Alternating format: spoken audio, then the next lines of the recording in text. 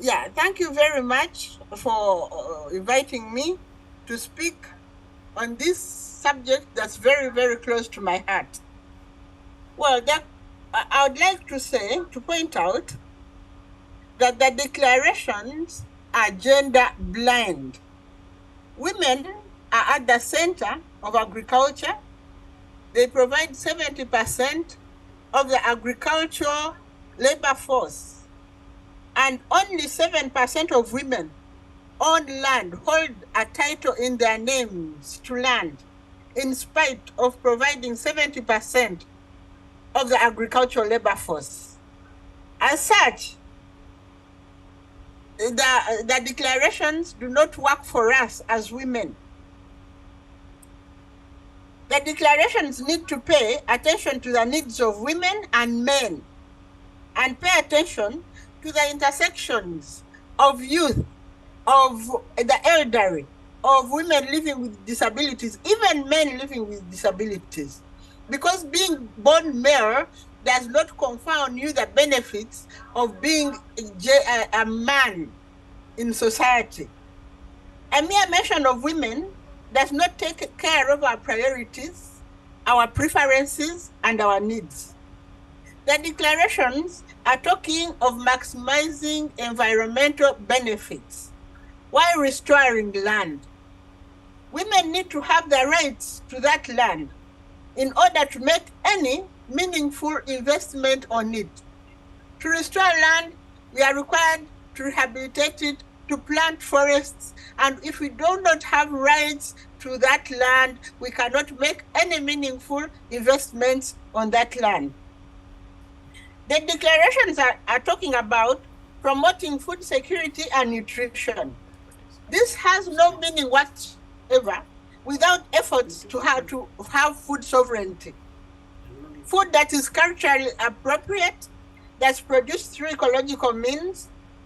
The women's indigenous knowledge in storing, preserving, and sharing seeds must be recognized. And the declaration talks about revisiting and orienting policy and public support related to agriculture and food systems to activities which increase income. We call for not for orienting and revisiting policies alone, but also for policy coherence. There's already policies on gender. And while they orient policies and revisit, while they orient and revisit policy, it must not only be related to agriculture, but also to gender. And we know that what appears on paper, that's where our main worry is. What appears on paper may sound very good, but when it comes to translating it into practice, again and again, there has been discrepancy, there has been failure to marry policy with practice. There must be efforts to marry policy with practice. When we return here next year, or wherever we are going to find the COP, we want to see that what was policy, what was on pieces of paper, was translated to practice. How do they do that? They allocate resources in a gender-sensitive manner. Resources including training, skilling, and to do that, they must reduce the women's workload so that women are able to participate in these trainings. They are not overloaded with so much work, saddled with so many duties that they are unable to allocate time for participating in trainings. Thank you very much. Thank you very much, Comrade Gertrude. That was very powerful, short, and nice. The key message there is about how do we put the declarations, the resolutions into actions, and how do the policymakers ensure that they do policy coherence. Policy coherence meaning whatever different countries have agreed upon. There are other countries that do not comply or to do in terms of actualization of the plans on the paper. So the key message there is how do we enhance policy coherence and how do the policies become into reality with gender sensitivity on issues to do with agroecology, land, and climate justice. Thank you very much for that powerful message, presentation, Gertrude, Comrade Gertrude. So for now, before I call the next speaker, if you have any questions or any comments, because you can use the Q&A facility under this Zoom, where you can write something. And if you have any particular question to any presenter, please do that. Then we'll be able to see what other people are saying through the chat. So for me, let me now invite the next speaker in the name of Cindy Kobei of ODEC, People's Development Program, and the International Indigenous Peoples Movement for Self-Determination and Reparation from Kenya. Cindy, the floor is yours. Thank you. Thank you so much, and thank you to the organizers for organizing this Speak Out. My name is Cindy Kobei. I come from the Ogek indigenous community of the Mau Forest in Kenya. Hello. Yes, my name is Cindy Kobei. I come from the Ogek indigenous people's community in Kenya, and we are a hunter-gatherer community. We are currently facing land evictions, and we have been victims of land injustices. And right now, during this COP, what we are calling for is we want the implementation of the Arusha court case, because we have been in the lands of justice. We have been going to the courts of justice. We continuously go to court to claim for land justice.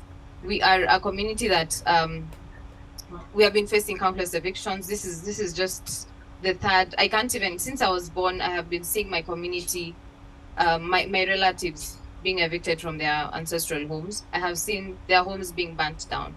I have seen landlessness of my people. And I continuously speak out and continuously start campaigns for the implementation of the court cases, because we have been going to court. We have not seen any justice.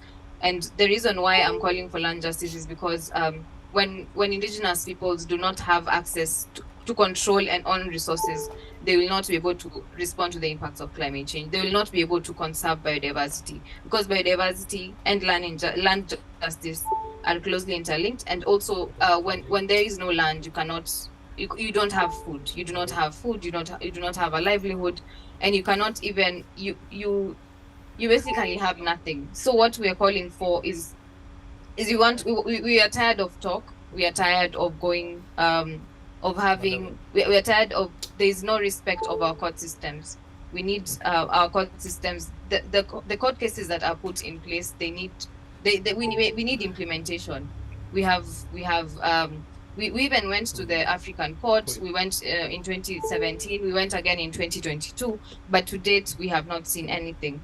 And what we are calling for is we are calling for action. We are calling for implementation of court cases. We are calling for respect of human rights, because our rights have been violated. We are my relatives, my uncles, my aunts are now squatters in their own country. We do not have they do not have a place where they call home, and it's somewhere where they've been living for years and years. And we are facing a climate emergency, and there's no time for delay. And this COP must deliver results. We are tired of talk. We are tired of all this. We're tired of it being a talk shop, because we are now seeing it as a talk shop. It's no longer about action. And it cannot be another political failure. COPs have been here 28 times, and this is the 28th time. And we now want action, and we want indigenous peoples to be put at the heart. And recently, we are now seeing indigenous peoples, especially here in Africa, being used as I'd say as puppets for false solutions, because we are being evicted from our ancestral lands for the purpose of false solutions. And these false solutions, like the carbon markets, they need to be transparent. We do not want to be victims, but we want to be put at the heart of all this of all these discussions. And we also want we want inclusivity. By inclusivity, we want inclusion of women, inclusion of young people, and also inclusion of indigenous peoples in all this, in the entire climate discourse. And also, just to touch on gender, we also want gender just climate solutions. It must address the structural barriers, the barriers of education, land injustices, and all this. And we also want gender responsive climate finance. We want that reaches the most marginalized. The most marginalized includes indigenous women, indigenous youth, and indigenous young girls, and also the people with disability. Let us not also forget about them. They're very key in this discussion. Thank you. Thank you very much, Comrade Cindy, for that very powerful, insightful, reality presentation. And the key messages there is around everyone is tired of these meetings, and everyone is tired of people not respecting the human rights in the areas of gender sensitivity, land access to control, and a lot of things surrounding the human rights-based approach. Everyone is tired. So the key message there is about calling upon the implementation of the actions, the agreements that needs to respect the people's wishes in different sectors. And also people are tired in terms of forced solution to fossil fuels, and people are tired in Kenya and other countries in terms of land grabs, and everyone is tired because of this imperialism influence of neoliberalism that are coming in the name of finding solution for Africa, and yet they are just keeping away our people from their indigenous land. That's not many of them having access to control in terms of land and other things. So the key message there is about implementation and actions, and we call upon all the players, the actors, to ensure that they respect the fundamentals of human rights in the areas of socio-economic, food, and land, more especially in the gender sensitivity. For now, I don't know if we have Comrade Akim of ISAF. If we don't have, again, let me remind the people, the participants, if you have anything that you would like to raise a concern or maybe a question or more clarity, please use the Q&A facility provided on this Zoom, and thereafter we'll be able to review and bring some of those information to light. And if you have any particular question that you would like to send to a particular presenter, you are also encouraged to do that. Now, we are done with the Africa Speak Out. For now, let me invite our friends from Asia to do Asia Speak Out. And thank you very much, Cindy and Gertrude, for your nice presentation. It's now to hear what other people are saying from the Asia. And the first presenter, there are about 5 or 6 here. The first presenter will be Kathy Estavilo from AMIAN, National Federation of Peasant Women, the Philippines, and Secretary General of Asian Peasant Coalition. You have about 6 minutes so to put your case. Kathy, I invite you. Thank you. Thank you, Gersom. First, I would like to congratulate the organizing committee who have set up this Rural People Speak Out, and I'm proud that I am part of this Speak Out activity. No, I represent the rural women here in the Philippines. So to begin with, it is said that in much of the world, the face of farming is female. According to Food and Agriculture Organization, Data points that majority of the working women in developing countries are in agriculture. However, gender-specific obstacles put female farmers at a disadvantage, especially at this time of climate change. Despite their significant numbers, women only comprise 10 to 20% of the total number of landholders. In other countries, such as in some states in India, women cannot control or own the land. Like their male counterparts, they suffer from unfair tenant relationship with the landlords of the land they till. With this, women are relegated to agricultural labor primarily in large landholding earning low wages to none. Women and children can remain unpaid and unrecognized for their work in support of their husbands. Additionally, they have limited access to production support and other social services. Furthermore, women would compensate the lack or loss of basic needs and services during times of displacement due to land grabbing.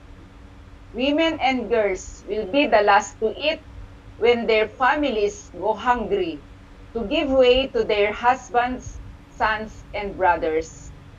Given the perilous working conditions female farmers are subjected to, they are impacted the most by climate change. For example, in Pakistan, rural women suffered when the country was ravaged with flash floods. A large chunk of their internally displaced were women, and the maternal mortality rates significantly increased on flood-hit areas. These conditions push rural women to go beyond their gender roles, which societies have imposed on them. They gather and collectively study their situation. From there, they see the root cause of the sector's marginalization is the global capitalist system. The profit-hungry corporations is complicity with world leaders have intensified the exploitation of the peasantry. The demand for cheap raw materials have put the whole peasantry in dire conditions as tenants, shares, and wages are pressed down to maximize profit, with women bearing the burn. The global land rush have caused displacement and plunder of our natural resources, which have caused the catastrophic climate events humanity has faced. As one saying goes, women hold up half the sky. From the analysis of the situation, rural women organized their ranks and link up with all peoples of the world in their struggle to break away from imperialist control and agriculture. Only through this can women truly achieve climate justice. Thank you. Oh, thank you very much, Community Kathy, for that again, emphasizing the point around the climate justice, climate action, and women, climate action and gender, the implementation, as well as to ensure that everyone promote the women agenda in the enhancing of the climate justice. Thanks very much for that very powerful, short, and nice, insightful presentation. For now, let me call Akim. I think Akim, we missed him in the area. Let me give an opportunity for Akim. Akim is the chairperson of ISAF, as well as the People's Coalition on Food Sovereignty, as the African representation in the Global Executive Committee. Hakim? Sorry, I had mistaken the time. I thought it was 4 p.m. East African time. So I'm so sorry about that. But I hope you are hearing me very well. Are you getting me very well? Yes, you can go ahead, loud and clear. Okay. Thank you very much. As Gashum has already introduced me, I'm Hakim Baliraine from Uganda, and I'm small scale farmer representing East and Southern Africa Small Scale Farmers Forum. Yes, sir. But I also hold other responsibilities as the representative of PCFS Africa, the Global Executive Committee, and the chair of the East and Southern Africa Small Scale Farmers Forum at the regional level, chair board of director, and chair of Alliance for the Sovereignty in Africa. We are so blessed today and grateful, and we thank the organizers for putting this platform of speaking out. On behalf of ESAF Uganda, I will speak on behalf of ESAF Uganda and ESAF.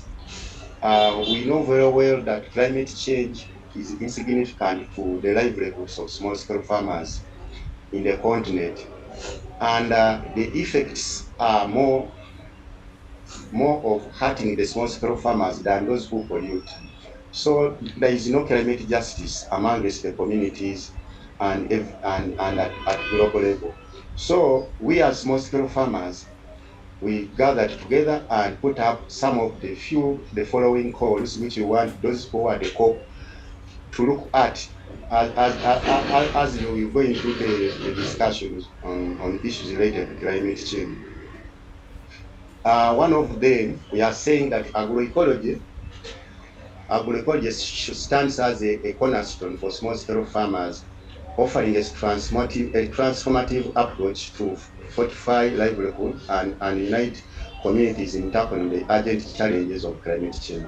So as we navigate the discourse of COP28, it is imperative to recognize the paramount role of agroecology for several compelling reasons. One of them, agroecology is inherently people-centered, fostering inclusivity that embraces the wealth of indigenous knowledge.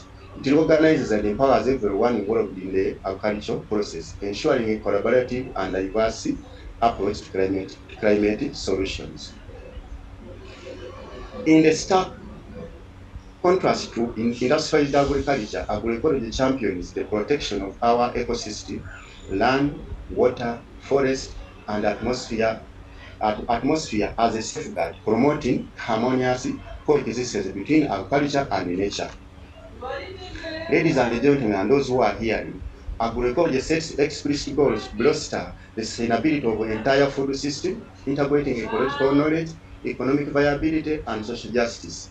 It offers a comprehensive framework considering the seed, oil, and societal aspects in tandem. Acknowledging and addressing gender disparities, agroecology stands as a beacon of equality. It emphasizes the importance of local knowledge, farm empowerment, and socio-economic regulations, contributing significantly to the reduction of gender inequality. Agroecology provides a robust response to climate change by implementing practices such as crop diversification, conservation, tillage, rainwater harvesting. These methods not only store carbon but also safeguard natural resources, presenting a sustainable solution to climate change challenges. Small-scale farmers who are practicing agroecology contribute to the production of healthy, chemical-free food, fostering well-being within our communities. Moreover, this approach proves cost-effective and sustainable utilization, utilizing natural resources that incur minimal expense while yielding profitable returns. What are our calls? Ladies and gentlemen, small-scale farmers urge the COP28 to prioritize and increase financial support for climate resilience agricultural practices. This includes funding for adoption of agroecological approaches, the development of climate resilient innovations and germplasms and livestock, and the implementation of sustainable water management systems. Whereas small-scale farmers emphasize the urgency of climate action and call for time-bound commitments to reduce greenhouse gas emissions. We urge COP28 to set clear and achievable targets for emission reduction aligning with the Paris Agreement to support the global effort in limiting temperature rise and mitigate the impacts of climate change. Small-scale farmers stress the importance of securing land and resources rights for local communities. We call for policies that protect farmers' access to and control over their land, ensuring that we can continue sustainable and diversified agricultural practices without the threat of displacement. We small-scale farmers emphasize the need to improve access to climate information. We call for policies that ensure timely and relevant climate information to be accessible to small-scale farmers to enable them make informed decisions from production, post-harvest handling, and resource management. Small-scale farmers advocate for policies that actively support the transition to agroecology. This includes incentive for farmers adopting agricultural practices, capacity building programs, and the integration of agroecology into national agricultural policy frameworks and strategies. We farmers emphasize the importance of organizing and integrating indigenous knowledge into climate policies. We call for inclusion of traditional farming practices and local knowledge into climate adaptation and mitigation strategies, respecting wisdom that sustain communities for generations. As I conclude, small-scale farmers stress the significance of gender-sensitive and inclusive climate policies. We call for policies that address specific challenges faced by women in agriculture, providing support for their active participation, access to resources, and empowerment within the agricultural sector. We call for inclusion of robust adaptation planning in national determined contributions of countries. We emphasize the importance of prioritizing and implementing adaptation measures that specifically address the needs and vulnerability of small-scale farmers. Policies supporting sustainable livestock farming are requested, recognizing the importance of livestock for many small-scale farmers. These policies should encourage practices that enhance livestock resistance, emission reduction, and promote ethical and sustainable animal husbandry. Ladies and gentlemen, support is required for the domestication of the United Nations Declaration on the Rights of Peasants and other people working in rural areas, offering a platform for rural voices to be heard in addressing the multifaceted dimension of climate change and human rights. So to ensure all of this, we need climate justice, because under climate justice, there is fairness where the polluters, those who polluted more, should be paying more, and we implement to sink carbon into the soil, in that we can reduce on the greenhouse emissions. Thank you very much for giving us this opportunity. Speaking out what the small-scale farmers have to tell those about COP28. Thank you. Thank you. Thank you very much, Comrade Akim. Akim was supposed to speak earlier in Africa Speak Out. Yeah, as earlier alluded to, he was miscalculated with time. Yeah, Akim has just raised the very key important issues in terms of promoting the rights of the farmers to food production, consumption, distribution, and also he has mentioned the principles of agroecology, because when people are using the principles of agroecology, then the climate change is being resilient and adaptation measures.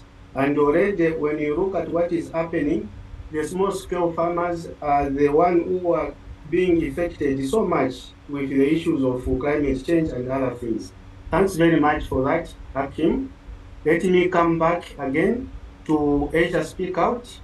The area we are Kathy, but for now, let me invite Lendi Pedana of Arins Gerakan Reformer Agrarian to give us the presentation.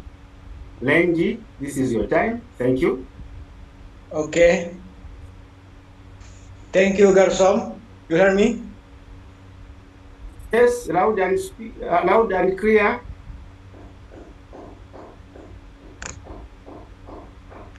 Okay. You hear me? Garson? Yes, I can hear you. Yes, sir. Go ahead. I'm Randy from Aliansi Gerakan Reforma Agraria Indonesia. Thank you very much. I'm speak out for climate crisis in Indonesia on new investment and for that under the guise of climate change struggle to win the genuine land reform as opening route for the national industry, a genuine solution for climate crisis in Indonesia.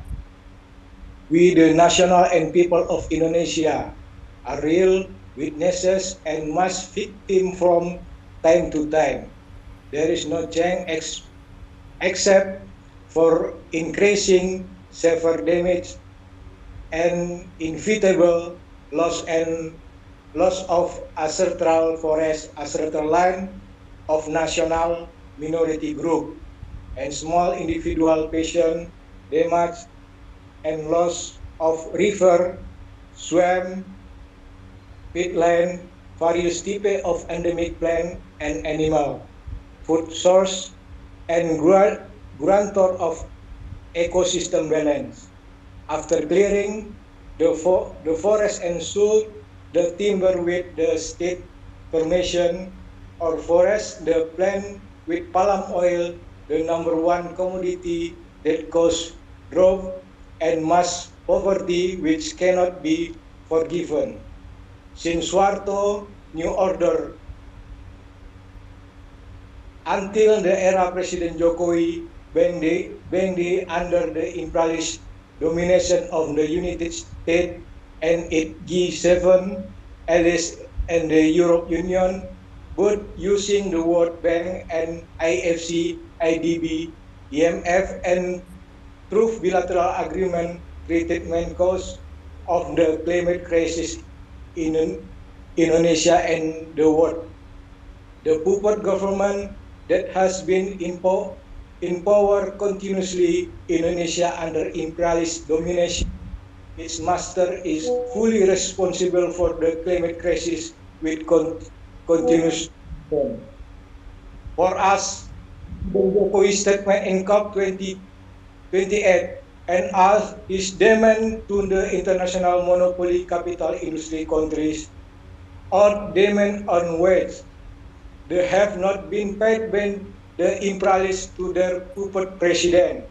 At the same time, they demand future wage improvement for himself, his support from the imperialists because the failed success implementing all the work required by his master, the world imperialist power.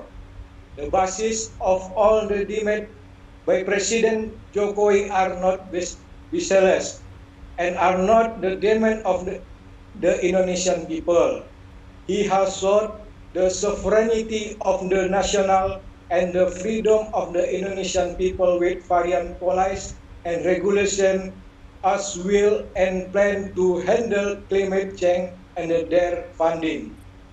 We, the national and people of Indonesia, do not need 1 trillion of imperialist investment fund to achieve zero emission by 2060. We do not want investment and for that to be built up again in our name and to be paid by the Indonesian nation and people in order to enrich and few people become richer too, that they don't feel the bitter impact of the climate crisis.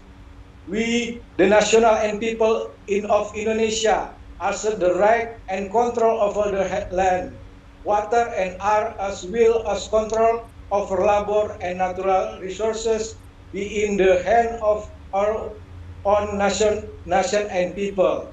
This can only be realized if the victory of the genuine land reform program and national industry can be achieved. This victory is all we need as condition in order to be able to have our own capital to be able to finance the handling of the climate crisis. We are on capability and even have other country in the spirit of friendship between country without border. Thank you. Thank you very much, Renji, for that short. The key message there is around the effect of the climate crisis, which has continued to affect the people. Thanks very much for that. So let me now invite the next speaker, Eman Kumara of the National Fisheries Solidarity Organization from Sri Lanka. Eman, the floor is yours. Can you hear me, Jason? Yes, we can hear you. Okay, I'm Yeah. sorry, my camera is not working, so I'm just keep camera close. Okay. Okay, as you said, my name is Herman Kumar, and I'm from Sri Lanka, and we are coming from the fishing communities.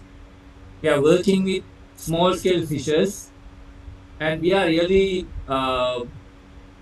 face a lot of threats due to climate change effects.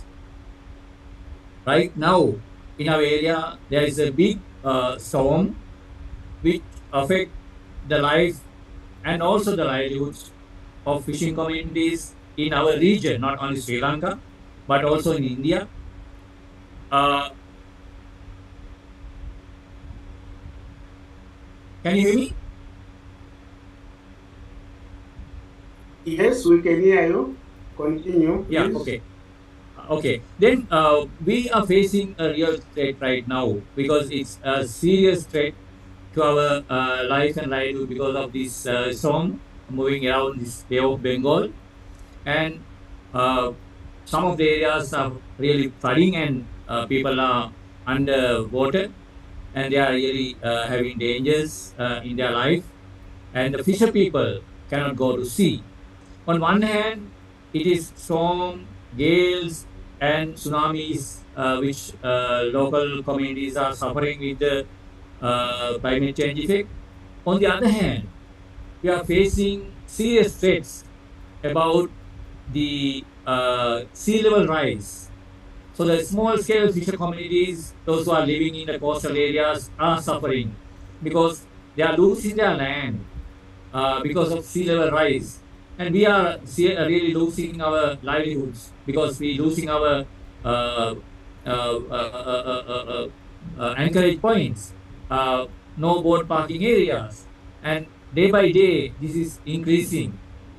At the same time, you know, in my country, in Sri Lanka, it's called a bankrupt country because we cannot pay back our loans and we are going behind IMF and we are trying to get loans to recover our economy, and it's called a bankrupt country. So in that, our economy, all the natural resources now are being trying to open up as a commodity. We are having 5 times higher than our land area as sea, and majority small scale fishers, around 1 million, they are living through this income they are gaining through the fisheries fishers, and they provide very rich and cheap protein source for the nation. Unfortunately, without having any serious concern about the people's and lives and livelihoods of the small scale fishers, the government is trying to sell our sea. And now there is a new law introduced, proposed, that is an act. And through that act, the investments are invited more and more into the sector. And people who are depending on these resources are totally neglected.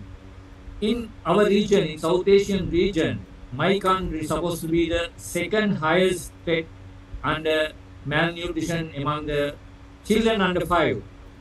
We are the second highest. But still, the government doesn't care about the situation of those children and the deprived communities. They are trying to use this land, the sea and water bodies to privatize and bring more and more investment into it. And then what will happen to the communities? Our communities will be in danger. They will definitely having threats to their livelihoods. So in that, we see there is no any kind of concern about the poor people because small scale fishers supposed to be the one of the most underprivileged, marginalized communities. So we as small scale fishers, are trying to raise our voice for justice against this system, because the blue economy, the whole country, whole region, not only Sri Lanka but also the whole region is under threat, because now the investors or the poachers, they have already destroyed our waters, our land, and they are now using our waters for exploitation. So with that, they invest for aquaculture in mangrove forests. So mangrove forests supposed to be one of the very rich biodiverse areas for absorb carbon dioxide, which contribute to the cooling the Mother Earth. But there is no any concern about that. They are trying to destroy that. But under the carbon credit schemes, they are providing several funds to replant mangroves, while they are destroying our own resources, the natural forest, natural resources. So these are really an absurd situation. Our governments are trying to get a small amount of dollars out of this ecology and environment. So this is something we are really concerned, because small scale fisher communities cannot tolerate all these, because they want to invest, they want to bring more investors, more poachers, more destruction, more displacement and dispossession of the resources. So we, as the small scale fisher communities, stand with the SSF guidelines which we were adopted in 2014, the Food and Agriculture Organization, and we push our governments to implement the SSF guidelines in our countries, protecting small scale fishers. So that's our demand, at least to protect fisher people, protect the fisher women, protect the children, the communities. It should be implemented, the SSF guidelines, and based on those type of human rights activities. So we emphasize that, and thank you very much, PCSF, giving me this opportunity to speak of the rural people, speak out on food, land, and climate justice campaign. So thank you very much. Thank you very much, Eman, for that wonderful presentation, focusing on the blue economy in terms of access to natural water bodies, which small-scale farmers who are benefiting from the fish industry or for small consumption and some for resale are supposed to be protected from this corporate capture of the natural water bodies. Thanks very much for that. So next, let me invite Wali Ada from the Pakistan Kisan Mazdu Telek. Wali, the floor is yours. Thereafter, then we'll call Pavel. Thank you. Wali.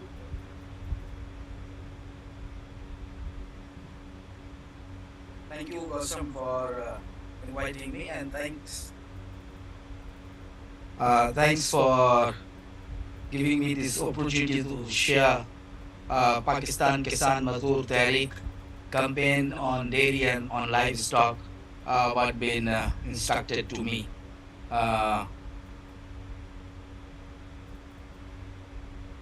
Pakistan Kisan Mazdoor Tehreek and Roots for Equity also participated in the Global People's Caravan on food and climate justice across Pakistan. We had more than 15 protests, demonstration, rallies, assemblies, and many more in the past. Since we inception, this caravan is March 29, and we just had before last in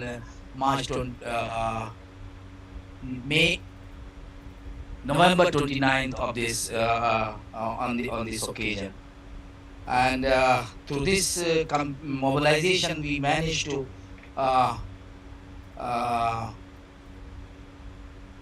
give the message of this false solutions of climate crisis and the narrative of the West that this has been common responsibility, whereas historically it has been, which is the West, especially the 7 industrial rich nations which emit more climate carbon emission, and responsibility lies on them. So rural communities who face burnt of the climate crisis in shape of heavy flood last year in Pakistan, they do connect how these world happenings affect them, and they are still facing that hardship of the heavy rain. Since I have been asked to share our campaign on dairy and livestock sector, it's very strange to see that at one hand the policymakers talks about uh, facilitating rural communities, farmers, and the marginalized for their livelihood. But yet again, we see that the policies being pushed forward are taking away their livelihood, especially for the peasants and the small farmers. It's happened in agriculture through green revolution, and now we are into the gene revolution, and in genetic technology and geoengineering.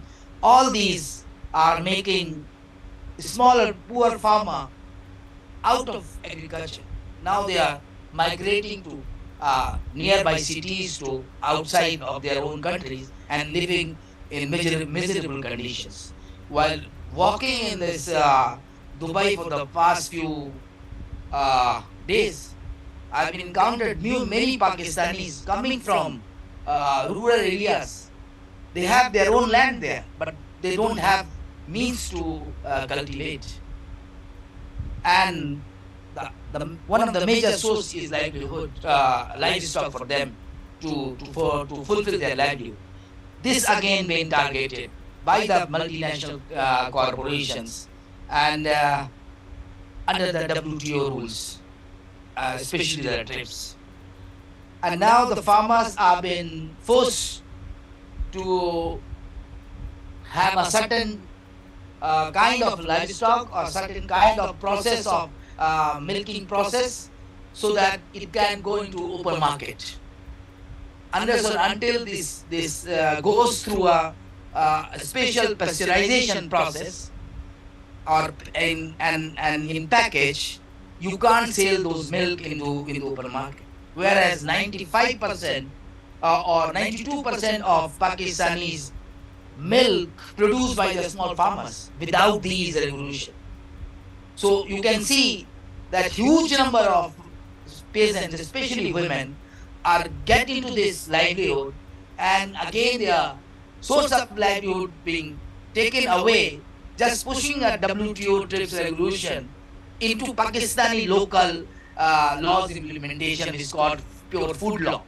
In two provinces, Punjab and Sindh, they had introduced this law, and farmers are not allowed to sell their own milk and livestock from the US, from Europe, been imported to Pakistan to crossbreed, whereas we have best breed of livestock.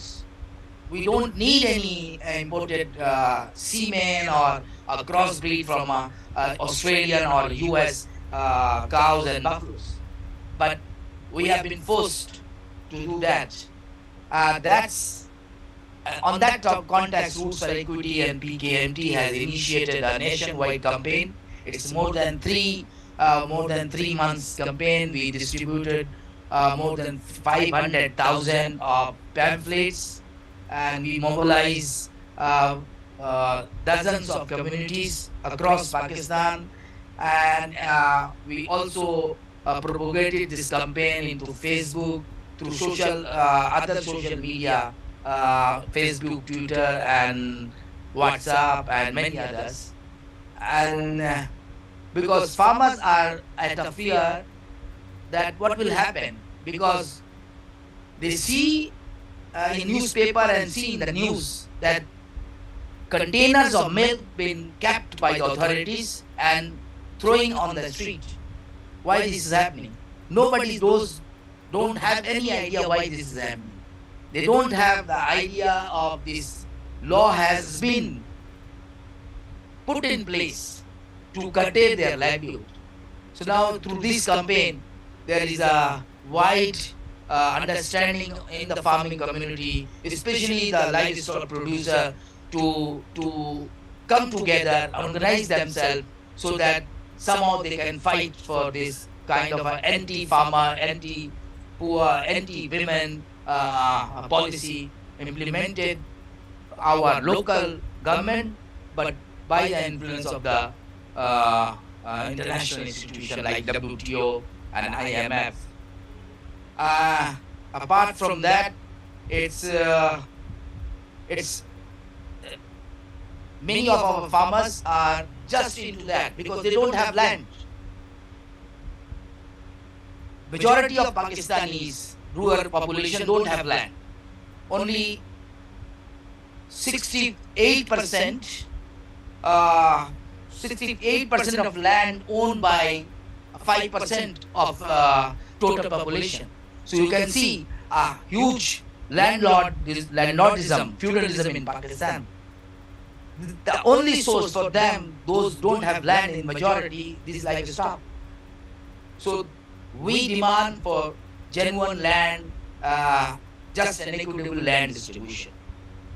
So if they have, once they have livestock, they need this feed where they can feed their, how can they feed their animals?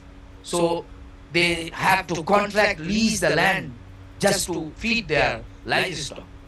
So it's a very unethical, imbalanced kind of policies being implementing. We demand just an equitable land distribution. All the productive resources, including seed, land, water, livestock, has to be in control and managed by the local communities.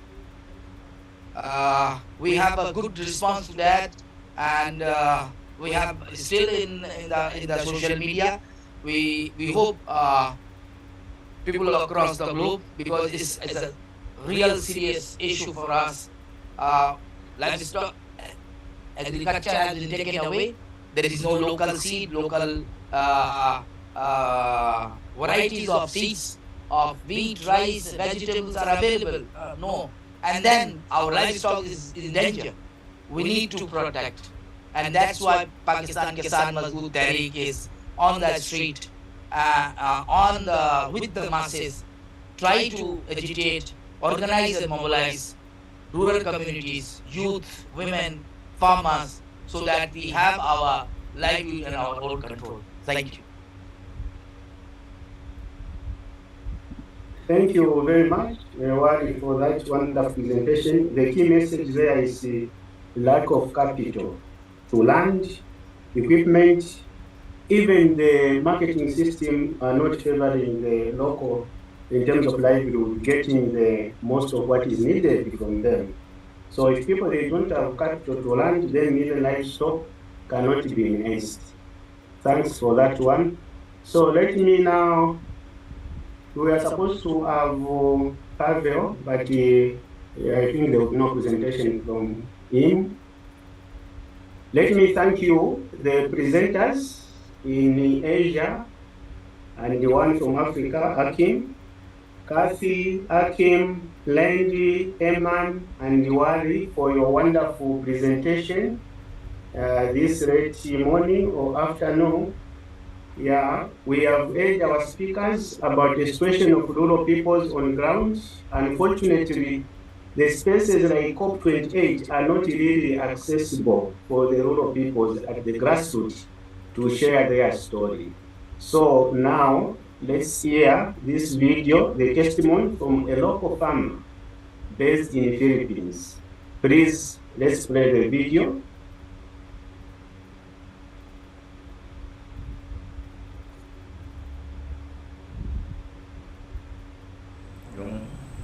Yung epekto ng bagyong Eric sa akin, dahil yung nalusaw nga yung pananim ko, yung sa hektarya, ang gastos sa binhi pa lang 3,000 na sa hektarya. 3 hektarya yung kaya naabsorbo ng mga 9,000 na. sa 3 hektarya. Tapos sa tractor pa, sa diesel. Sa ngayon, panibago akong tanim muli. Bagong binhi naman, kaya halimbawa sa 3 hectare, 9,000. Hanggang ngayon, magiging 27,000 na. Dahil nag-uwi ako. Kaya ngayon, hindi ko alam kung paano para makabaon ulit sa epekto ng egay. Nag-apply naman ng crop insurance nung bagyong egay na siya. Yung pala hindi cover yung nasirang yung binhi mo lang nalusaw. Yung pala ang panlaban ng crop insurance, pag nag-ani ka, nasira yung pananim mo, yung namunga na. Kung nakikita ang verde niya, yung bagyong egay, basta yung puting-puti yan, nakikita ang verde niyan. Puro tubig yan. Kaya ito sa lahat ng pananim namin. May laging verde yan dahil hindi kami nagsawa. Tuloy namin po sa talim. Kaya yan, yung verde na yun. Sana po, nabagan ko lang sa gobyerno natin. Kami mga manggagawang bukid, sana magkaroon ng sariling pag-aaring lupa na sinasaka. At para yung climate change na ano natin, pag sarili namin, kaya namin pagyamanin yung lupang pinagkaloob sa amin. Na mapagyaman namin dahil sarili na namin yun. Hindi dahil wala kami sariling lupa, na nag-bilis yun. Yung mga Panginoong may lupa o yung mga tenant o proprietaryo, inuutusan na kami. Pero ang sarili namin, yung mga pwede yun, may paglaban natin sa climate change, paano namin yung sarili na mapaganda yung lupang sa amin talaga.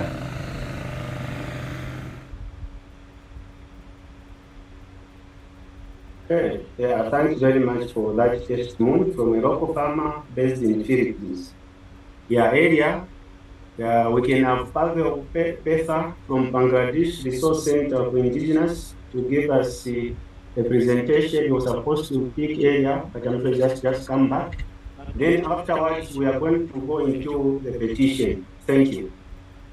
Okay, thank you. Not only these Filipino farmers, you seen it in Tanzania, more than 67 people died for the flash flood and landslide just 2 days ago. And in Kenya, just 1 week ago, more than 125 people died for the flash flood. And also in Bangladesh and also in the Philippines, the people suffered for the earthquake.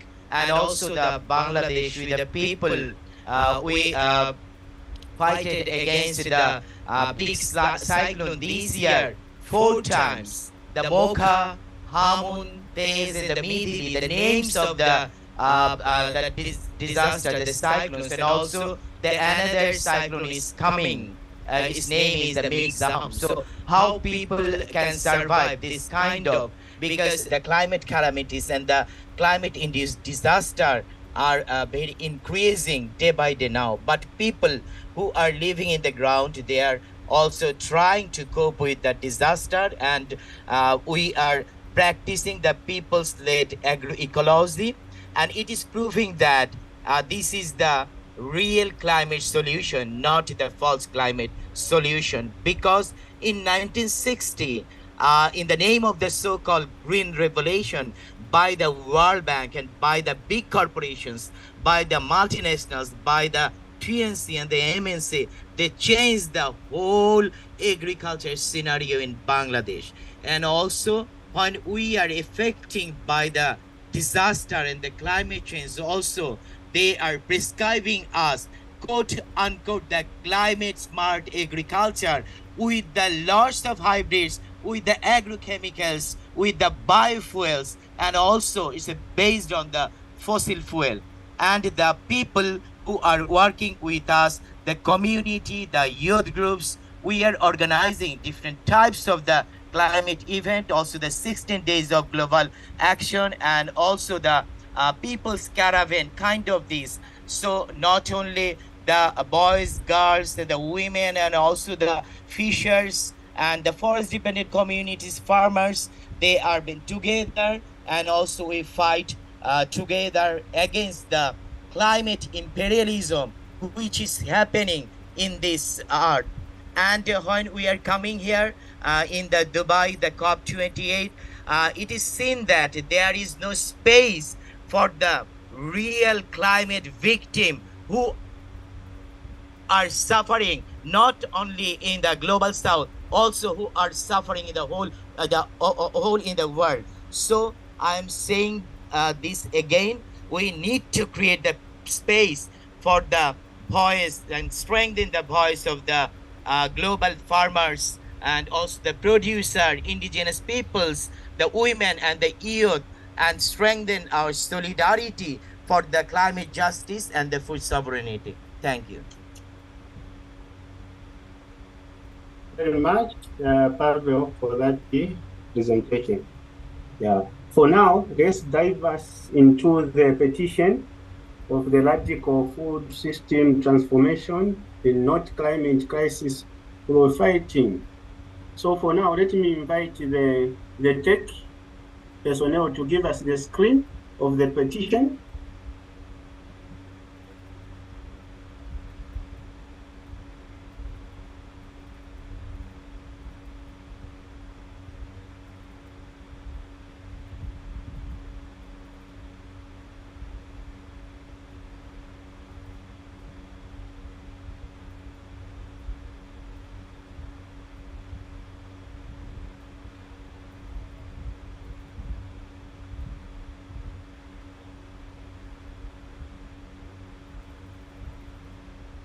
Okay, thank you very much for the screen, which is entitled The Radical Food System Transformation, Not Climate Crisis, Profiteering. Part of our efforts in Global People's Caravan is to confront the climate crisis is our petition. The radical food system transformation, not climate crisis profiteering, it articulates the following demands of people's rural that truly address the climate crisis, which are transform food system away from fossil fuels towards agroecology, people's food sovereignty, end corporate monopoly over land, water, and natural resources.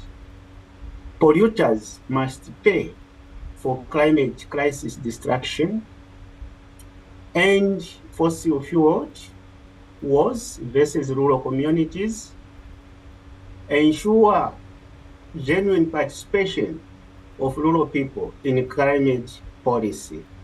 Please, let's support and share this petition and encourage your members, our members, and network, all the networks from the Global South to sign on this as well.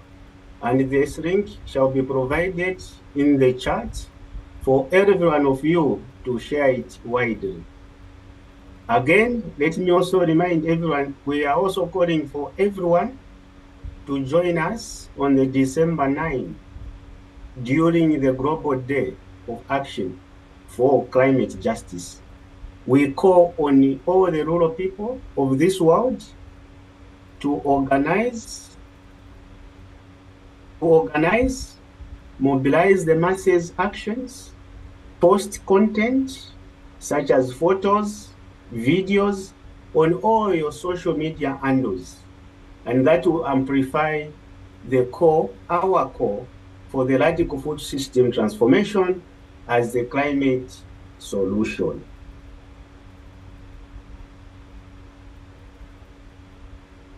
Yeah, so for now, we can now call on Dennis to give us his solidarity message. Can we have the spotlight?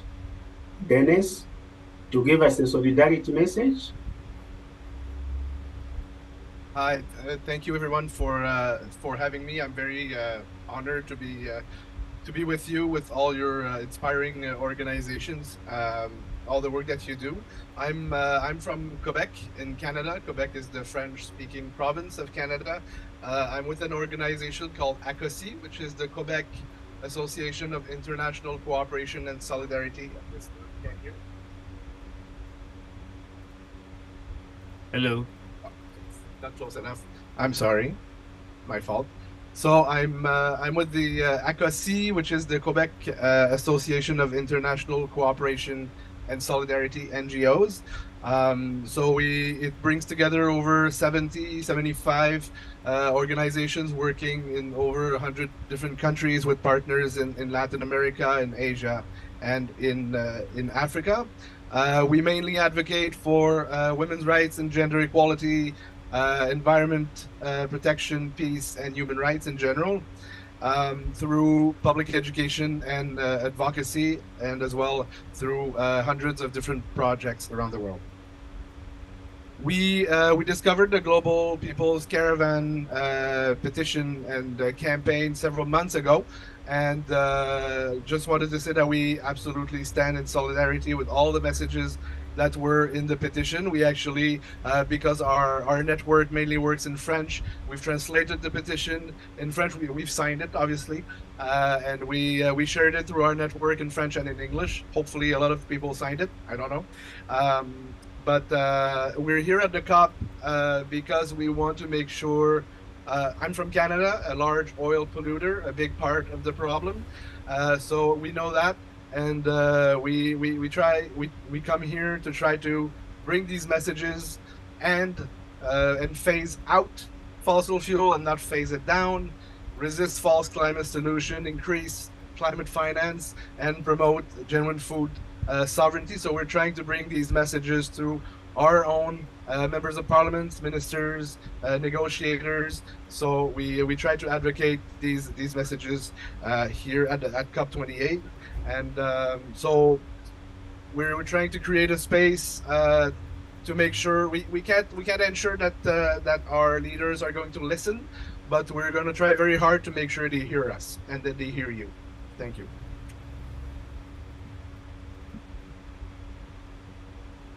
Thank you, Dennis, for that, and apologies for not pronouncing your organization.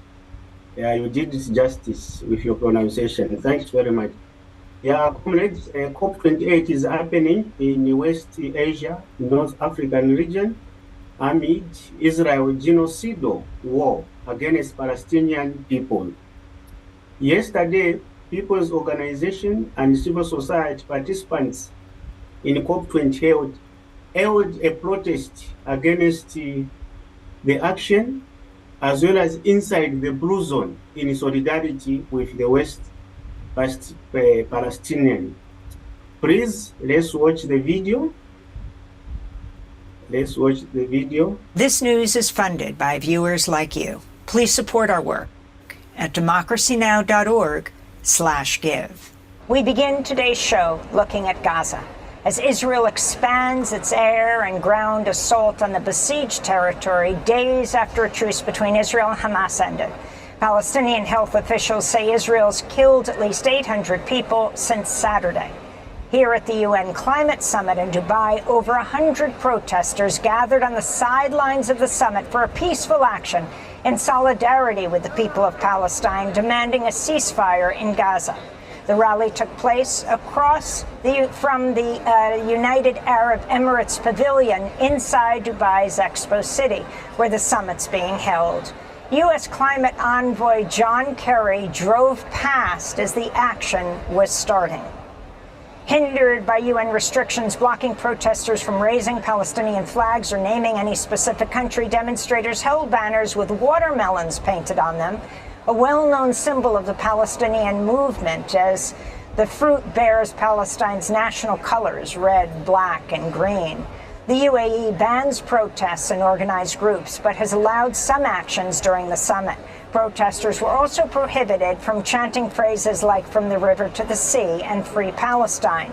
Some still did in defiance. Several wore Palestinian keffiyehs. Dozens of protesters wept as speakers read some of the names of the over 15,000 Palestinians killed by Israeli strikes in Gaza since October 7th, including more than 6,000 children. Democracy Now! Was there. When human rights are under attack, what do we do? We'll be reading for you today from the Gaza Ministry of Health a list of names of all those who've been killed since October 7th. Muaz Etemad Youssef Dalul, female, a male, 6 years old. Tala Amjad Ayat Abu Ayat, 5 years old. Ellen Amjad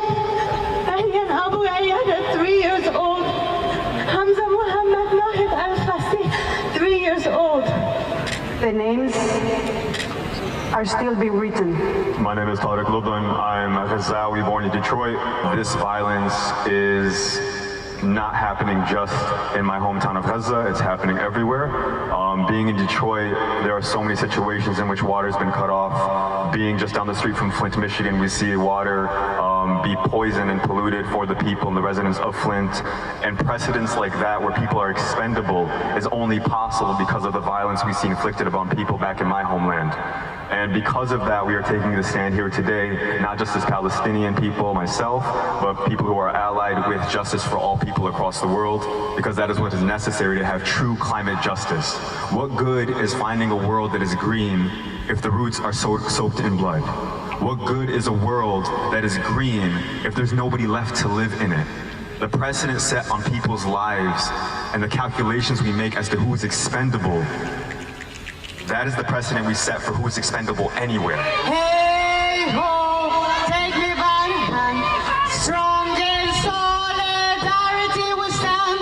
Human rights and justice, human rights and justice. Hey ho, and they are. Thank you very much for that. Yeah, so that is just an excerpt of an 11 minutes video. You may just watch it in full through the link, which shall be provided in the chat.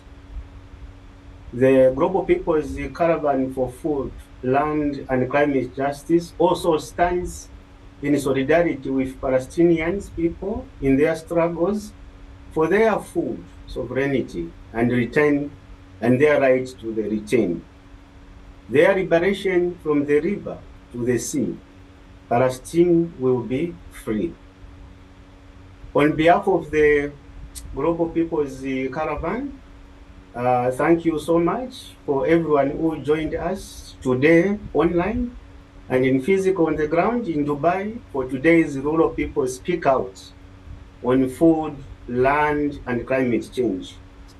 To close our program, here is Audrey Corsi of the People's Rising for Climate Justice. Audrey.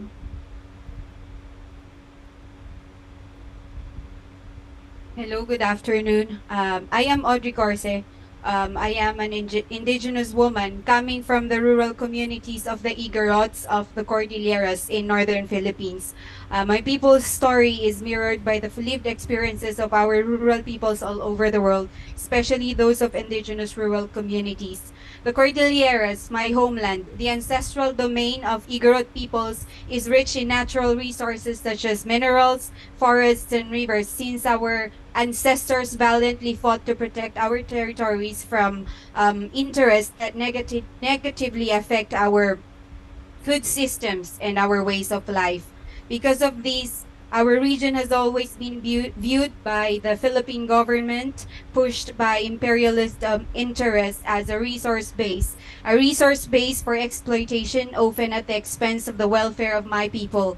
It has allowed the rapid entry of various development aggression projects, extractives in our ancestral domains, such as mining, dams, and the like. Majority of these projects are awarded to multinational corporations from the global north. So let's talk about mining. In the past, we let colonizers have a fair share of our minerals in line with our traditional values of community sharing, not knowing that colonizers will eventually take our act of kindness as an opportunity to dig our mountains, to strip our forests naked, to profit from our resources and develop it into an all-out large-scale mining corporation, later governed by private transnational corporations.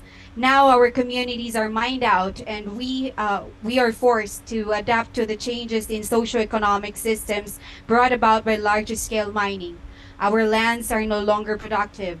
Our rivers poisoned and our water sources dried out. Subsistence agriculture gradually disappeared, and our people are left with no choice but to live by the scraps of mining corporations, and in some cases working as contractual small-scale miners for the mining companies who give them a very, very small share of earnings.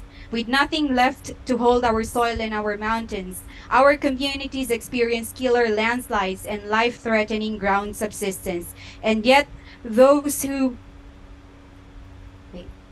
excuse me, and yet those who are responsible for our demise deny themselves accountability in all these tragedies by claiming these disasters as acts of God and paying a meager amount of fines for the destruction they have caused.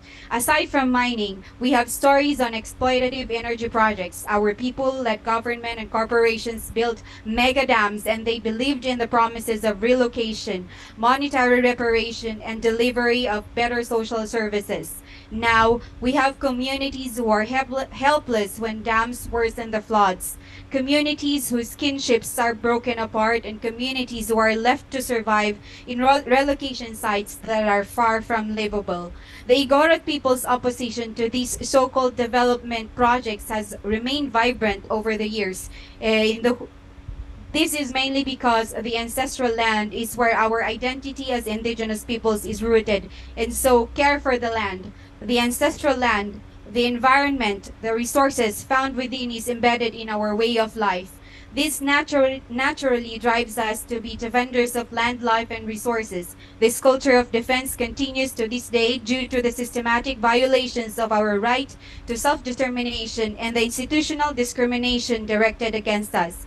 As a result of these activism, in particular, our collective voice and action in defense of our communities and ancestral lands, we experience various rights violations. We see how basic human rights and social services are offered to us as incentives or privileges as long as we give our consent to these projects. We see how militarism is used as a strategy to silence us when we register our opposition. We experience harassment, threats, criminalization, killings, and bombings of our communities facilitated by the very forces who have sworn to protect us. Some of us can even no longer return to our communities due to the gravity of such situations, and our leaders and elders are called terrorists by governments and corporations for their vocal defense of our ancestral territories. The cumulative effect of this situation affected the persistence of our indigenous practices. The indigenous practices of cooperation and collective action such as Inabuyog and Ubugbu, and the values of Inayan and Paneo, or the admonition to do good in relating to individuals, the community, and the environment. It has even become difficult to rely on our own kailian, our village mates, or our tribesmate for security when some of them are surveillance agents of the military. Altogether, these contribute to the breakdown of community cohesion and solidarity. This is not only happening in my homeland, but all over the world. As I have mentioned earlier, our people's experience is a testament to the shared experiences of indigenous and rural communities around the globe. For this reason, we believe that despite our victories in our long years of struggle as indigenous peoples, as rural communities, we remain sidetracked in the important conversations surrounding climate issues, I should say. So why do we indigenous peoples, rural communities, have to feel so small in a conference that highlights matters we gravely experience in our daily lives? It just shows how little has been done despite the many documented promises out of these conferences. We then ask you to join us in our demands. Stop the imperialist plunder of our ancestral territories. Pull out military troops from indigenous and rural communities. Our global fight against climate imperialism and for climate justice hinges on defending our ancestral territories against imperialist plunder and militarism. This fight, the fight against imperialist interests, is not ours alone. It is a shared battle of indigenous peoples, of rural communities, in fact, of all peoples aspiring for climate justice, aspiring for a just world. Thank you, and nabarang kablao kada tayo amin. Thank you, Comrade Audrey, for that wonderful messaging and also reminding everyone what is needed to be done. So, dear participants and everyone who are present today, that is it for today. And please follow the Global People's Caravan on food, land, and climate justice at our food system on Facebook, Twitter, Instagram, and for your updates on all our campaigns. Please see you all in our Global Day of Action that will be culminated on 9th of December this week. And we hope together we shall move forward for the future that we want, for just, healthy, equitable, sustainable food system. And let me now turn over to our comrade in Dubai to lead the collective chanting of our cause. It has been my pleasure moderating this wonderful webinar hybrid event. I'm Gesho Mukavaso, the National Coordinator for Zambia Social Forum, Lusaka, Zambia in Africa, at the same time presenting the People's Coalition on Food Sovereignty as Africa Coordinator.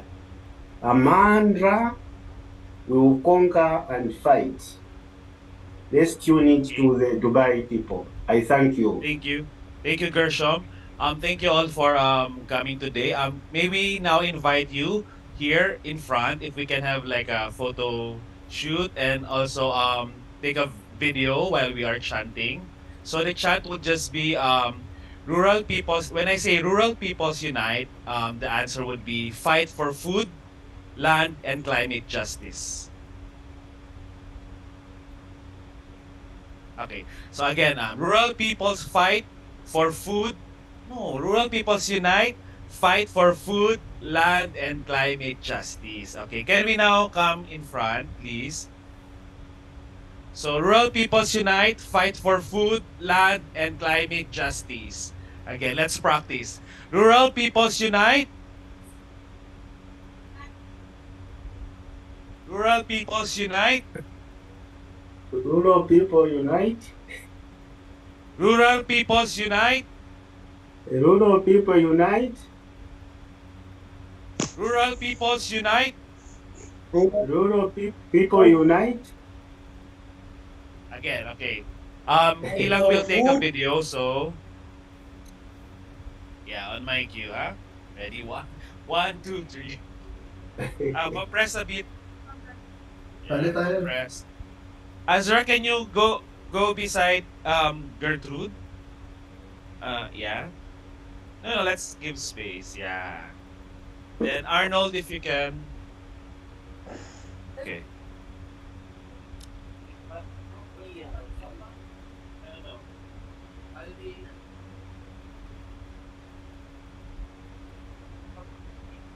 Okay. Okay. Come, join us. Okay, rural peoples unite. Fight for food, land, and climate justice. Rural peoples unite. Fight for food, land, and climate justice. Rural peoples unite. Fight for food, Rural peoples unite. Fight for food, land, and climate justice. Okay, thank you so much. So we can, some people can see it. Yeah, Leah. So, yeah, just carry this, yeah, a bit. Okay.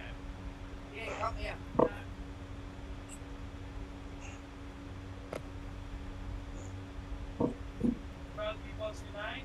Fight for rural peoples unite. Fight for food, land, and climate justice.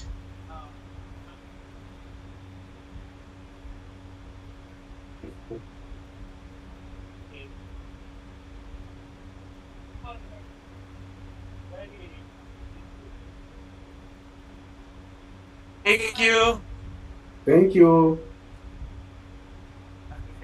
Everyone, we are going to end the webinar room now. Thank you so much to our speakers, especially who joined us online. Gershom, Randy, Hakim, Kakati, Herman, and everyone else. Thank you. Thank you. Bye all. Bye bye.